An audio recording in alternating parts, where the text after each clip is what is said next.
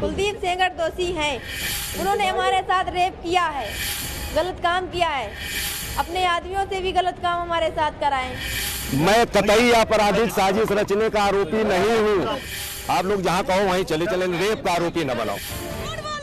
पहले 17 साल की लड़की का बाहुबली विधायक पर रेप का इल्जाम, फिर पीड़ित लड़की के पिता की संदिग्ध हालात में मौत, शरीर पर मिले थे 14 चोट के निशान। कुलदीप सेंगर ने हमारे पापा को मरवा दिया। वो अपराधी हैं, अपराधियों ने ये कृत्य किया है और ये मनगढ़ंत कहानी बनाकर। अब कातिल ट्रक को लेकर उलझे हजारों सवाल। इंसाफ की जंग लड़ने वाली पीड़ित लड़की लड़ रही है जिंदगी की जंग।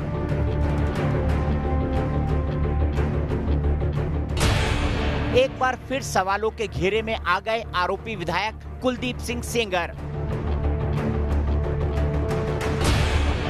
सलाखें, साजिश और सवाल। उंगली उठी है सरकार पर और भारतीय जनता पार्टी के विधायक पर। बाहुबली कुलदीप के कितने राज?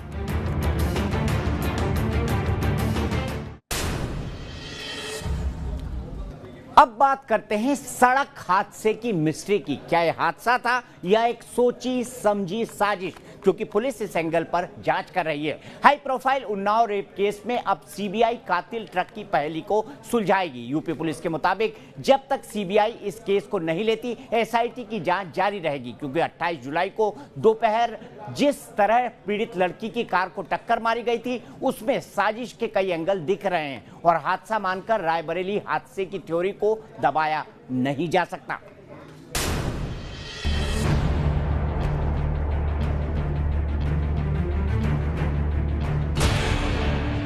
तारीख 28 जुलाई 2019, जगह उन्नाव रायबरेली हाईवे, वक्त दोपहर 1 बजे। यूपी पुलिस की शुरुआती थ्योरी कहती है कि 28 जुलाई को रॉन्ग साइड से आ रहे ट्रक ने पीड़ित लड़की की कार को टक्कर मारी थी। अब देश की सबसे बड़ी जांच एजेंसी सीबीआई सुलझाएगी कातिल ट्रक की मिस्ट्री, क्योंकि घटना के 48 घंटे बीत चुके हैं और यूपी पुलिस की जांच किसी ठोस नतीजे तक नहीं पहुंची है। इधर ऐसे कई सवाल हैं जो शक की वजह बनते जा रहे हैं। शुरुआती जांच में यूपी पुलिस को यह हादसा नजर आया, लेकिन इसके साथ इतने सारे इत्तेफाक जुड़े हुए हैं कि इससे अब साजिश की बू आ रही है, जिसे नजरअंदाज नहीं किया जा सकता। साजिश के शक की 1-2 नहीं बल्कि करीब 5 वजह समझ आती हैं।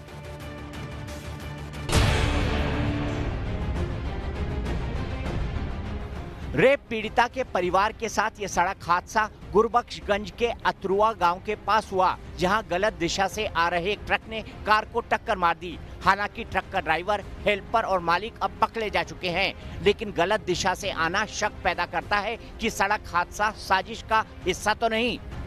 जैसा कि आपको मालूम है कि कल दोपहर में करीब 1 बजे के आसपास जब ये घटना हुई है, उस टाइम बहुत तेज बारिश हो रही थी। तो ड्राइवर का ये कहना है कि उसी बारिश में वो जो रोड जो है उसमें बीच में डिवाइडर नहीं है, जो इनकी जाने वाली रोड है फ्रॉम रायबरेली टू फतेहपुर और जो गाड़ी की आने वाली रोड है वो फ्रॉम उन्नाव टू रायबरेली। तो आमने सामने की गाड़ियां थीं, उन आमने सामने गाड़ियों में टक्कर हुई है और जिसकी वजह से हादसा हुआ है। जिस ट्रक ने टक्कर मारी उसकी सामने की नंबर प्लेट पर लिखे नंबरों को ग्रीस पोतकर छिपाया गया था, जिससे वो ट्रक पहचान में न आए। हालांकि सोमवार को जब पुलिस ने प्रेस कॉन्फ्रेंस की थी और मामले की जानकारी दी थी, तो नंबर छिपाने के पीछे की अलग ही वजह बताई थी। जो गाड़ी का नंबर प्लेट हाइड करने के बारे में गाड़ी के मालिक का ये कहना है कि उसने गाड़ी फाइनेंस करा रखी थी और फाइनेंस जिन लोगों से कराई थी उन लोगों को उसने पैसे नहीं दिए थे। इस वजह से उसने गाड़ी का नंबर हाइड किया हुआ था, जिससे कि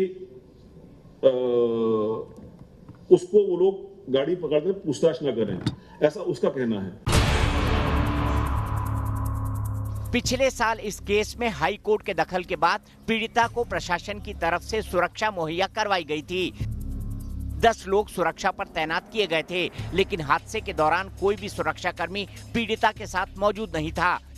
इस पर पुलिस का कहना है कि कार में जगह कम होने की वजह से पीड़िता ने सुरक्षा कर्मी को खुद मना कर दिया था। इनको कुल मिलाकर 9 सुरक्षा कर्मी मिले हुए थे। इस बारे में हमारे अधिकारियों की उन सुरक्षा कर्मियों से बात हुई है। सुरक्षा कर्मियों ने ये बताया है कि कल जब ये जाने लगे तो ये छोटी गाड़ी जो इनकी स्विफ्ट डिजायर है, उन्होंने कहा कि इसमें 4 लोग हम लोग जा रहे हैं और एक किसी आदमी को रायबरेली से पिकअप करेंगे, तो हमारे पास जगह नहीं है, इसलिए आज जाने की आवश्यकता नहीं है, ऐसा सुरक्षा कर्मियों ने बताया है। फिर भी इस पूरे मामले में कि सुरक्षा कर्मी क्यों नहीं गए, इनका क्या वर्जन है, उनका क्या वर्जन है, उन सब चीजों की गहराई से जांच करने के लिए मेरे द्वारा एसपी उन्नाव को आदेश दे दिए गए। सर वजह ये थी सर कि वो उनकी गाड़ी थी, वो छोटी गाड़ी है और उनसे जो बात हुई तो उन्होंने कहा था कि ऐसा करिए कि हमको कोई दिक्कत नहीं है। हम किसने कहा आपसे?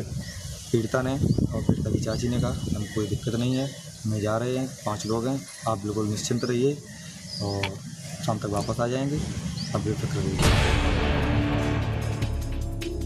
कुलदीप सिंह सेंगर भले ही जेल में हो, लेकिन पीड़ित परिवार हमेशा धमकियां मिलने की बात कहता आया है। परिवार का कहना है कि कुलदीप सिंह सेंगर जेल से ही साजिशें रच रहा है और उनके आदमी उन्हें हमेशा डराते धमकाते रहते हैं। अक्सर सुना गया है कि एक गुनाह कई गुनाहों की वजह बन जाता है। कुछ ऐसे ही सवाल उठ रहे हैं यूपी के चर्चित उन्नाव रेप केस में। मुख्य आरोपी बाहुबली विधायक कुलदीप सिंह सेंगर सलाखों के पीछे है, लेकिन सड़क से संसद तक रायबरेली हादसे की गूंज है। जो पीड़ित लड़की अब तक इंसाफ के लिए जद्दोजहद कर रही थी, वो अब लखनऊ के KGMU में जिंदगी और मौत के बीच जूझ रही है। ऐसे में सवाल है कि वो हादसे की शिकार हुई या फिर उसे खत्म करने की खौफनाक साजिश रची, वो भी विधायक कुलदीप सिंह सेंगर ने।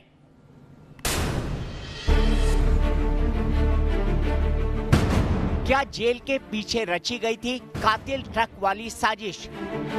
उन्नाव रेप केस के गवाहों को निपटाने का था प्लान? मुख्य आरोपी कुलदीप सिंह की भूमिका का सच? क्यों हटाई गई थी पीड़ित लड़की की सुरक्षा? कोई उम्मीद उत्तर प्रदेश की पुलिस से नहीं है। उन्नाव की घटना सभ्य समाज की कलंक है। एक MLA ने किया है ये काम, ये बहुत ही तकलीफदेह है। बहुत ही शर्मसार करने की ये घटना है। सही पीड़िता को जान की लड़ाई लड़ रही है। कौन संरक्षण दे रहा है उस विधायक को जिसने इतनी हिम्मत कर दी? अब क्या है ये सब CBI निकालेगी। वक्त जैसे जैसे गुजर रहा है, उन्नाव रेप केस के मुख्य आरोपी और बाहुबली विधायक कुलदीप सिंह सेंगर को लेकर राज गहराता जा रहा है। कुलदीप सिंह की भूमिका और गवाहों पर हमले की घटनाएं किसी फिल्मी थ्रिलर से कम नहीं लगती। अभी रायबरेली रोड पर हुए हादसे के 48 घंटे भी नहीं गुजरे थे कि धमकी भरा एक वीडियो और CGI को लिखी चिट्ठी के सामने आने से सनसनी फैल गई। अरे बाहर निकाल दो, पुलिस से बात कर लूंगा मैं। ये परिवार हमारा, परिवार को बर्बाद करने वाले बहुत तो हैं लोग बाग नहीं, तुम्ही ने तो बर्बाद किया है मेरे परिवार को। बिल्कुल। क्या किया बेटा, मैंने क्या किया बताइए। अच्छा जाओ आप यहाँ से बस। थोड़े सर इनको भेज रहे हैं नहीं भेज रहे हो? आरोप है कि 7 जुलाई के दिन आरोपी विधायक का करीबी पीड़ित लड़की के दरवाजे पर धमक पड़ा था और सुरक्षा बलों की मौजूदगी में पीड़िता को खुली धमकी दी थी। मैं कह रहा हूँ, जैसा कह रहा हूँ मेरी बहन है। नहीं। इस मामले में उन्नाव पुलिस प्रशासन से शिकायत भी दर्ज कराई गई थी। यही वो खत है जो 12 जुलाई को देश के मुख्य न्यायाधीश रंजन गोगोई को पीड़ित लड़की ने लिखा था। इस खत में पीड़ित लड़की ने आरोपी विधायक और उनके करीबियों से धमकी मिलने का जिक्र किया था।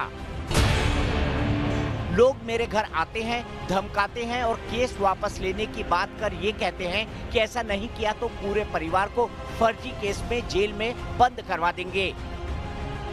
पीड़ित परिवार के मुताबिक एक हफ्ते से बाहुबली विधायक की तरफ से धमकियां मिल रही थी और 28 जुलाई को रायबरेली उन्नाव हाईवे पर जो कुछ हुआ वो इसी साजिश का हिस्सा है। उन्नाव से आ रहे थे, हमें ताज़ा जानकारी मिली कि अटोरा के पास उन्नाव से कहाँ जा रहे थे? उन्नाव से यहीं आ रहे थे रायबरेली। कोई खास काम? सर ये मतलब कि साजिश है, साजिश के जरिए ये करवाया गया। वीडियो और खत के सामने आने के बाद सवालों का तूफान लखनऊ से दिल्ली की सियासत में उफान की वजह बन गया और मुख्य आरोपी विधायक कुलदीप सिंह सेंगर पर आरोप लगने लगे कि वो जेल के अंदर बैठकर केस से जुड़े गवाहों को निपटा रहा है। इधर यूपी पुलिस महकमे के ओहदेदार दावा कर रहे हैं कि उन्नाव रेप केस से जुड़े लोगों की सुरक्षा और निष्पक्ष जांच में कोई कसर नहीं छोड़ेंगे, लेकिन पिछले 1 साल में जो घटनाक्रम हुए उससे शक पैदा होता है। पीड़ित परिवार ने विधायक पर जेल के भीतर से अपने लोगों से फोन पर बात करने का आरोप लगाया है। विधायक कुलदीप सिंह सेंगर की सीतापुर जेल की गतिविधियों की भी जांच होगी। इन्वेस्टिगेशन की जाती है, वो सारी चीजें की गई हैं। फिर भी विक्टिम पक्ष की तरफ से जब ये बात आई तो उसको पहले ही घोषणा कर दी गई थी कि अगर विक्टिम पक्ष ये बात रखेगा तो हम निश्चित तौर पर सीबीआई से इन्वेस्टिगेशन करने के लिए रिकमेंड करेंगे। 17 साल की वो लड़की जो अब तक इंसाफ की जंग लड़ रही थी, वो अब लखनऊ के मेडिकल कॉलेज में जिंदगी और मौत के बीच संघर्ष कर रही है।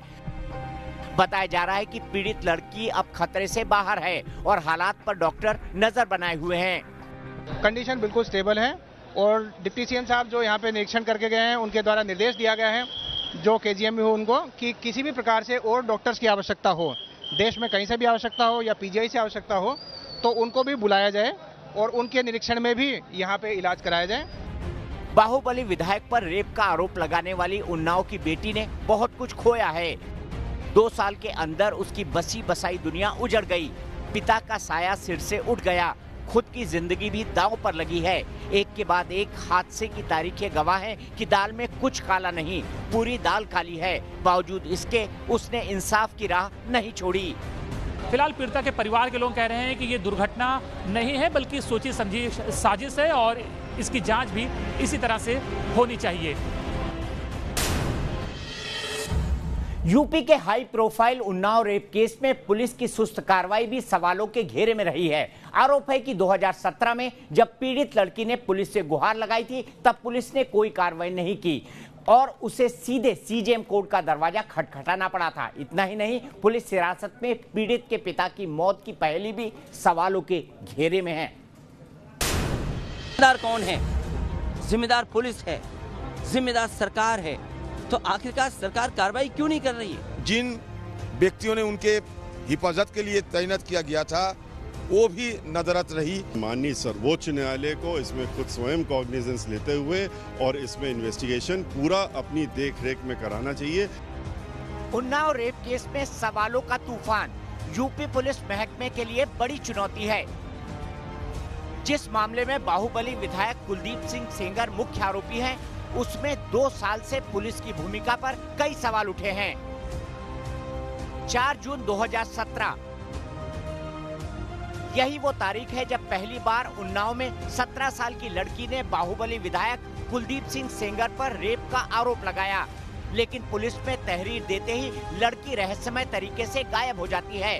पुलिस के मुताबिक पीड़ित लड़की 24 घंटे के अंदर घर सही सलामत पहुंच गई थी।